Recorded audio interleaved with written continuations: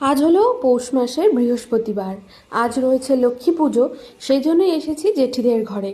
আমাদেরও এই লক্ষ্মী পুজোটা হয়, তবে আমাদের বাড়িতে যেহেতু এখন 4 জন বউ, তাই সেই পুজোটা হয়ে গেছে 4 জনের মধ্যে। আমাদের ভাগে পড়ে ওই দীপান্বিতা লক্ষ্মী পুজোটি। আজকে অবশ্য নকাকিমার বাড়িতে পুজো আছে, সেই জন্য আমরাও আজ নিরামিষ খাবো। তবে আপাতত যেটা জন্য এসেছি সেটা বলি। জেঠি এদিকে লক্ষ্মী পাতাচ্ছে আর কি। তো এই যে আমাদের না এইভাবে লক্ষ্মী পাতানো হয়, আমাদের আলাদা করে বৃহস্পতিবারে কোনো ঘট বসে না। এই 4 বার যখন পুজোটি হয় তখনই ঘট বসে।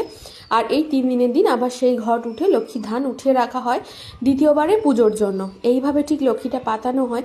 কড়ি আছে, এতে প্যাঁচা আছে, তারপরে সিঁদুর কৌটো মানে গাছ কৌটো বলে মেবি, হাতে যেটা থাকে বিয়ের সময়, ওই রকম 4টে চারদিকে দিতে হয়।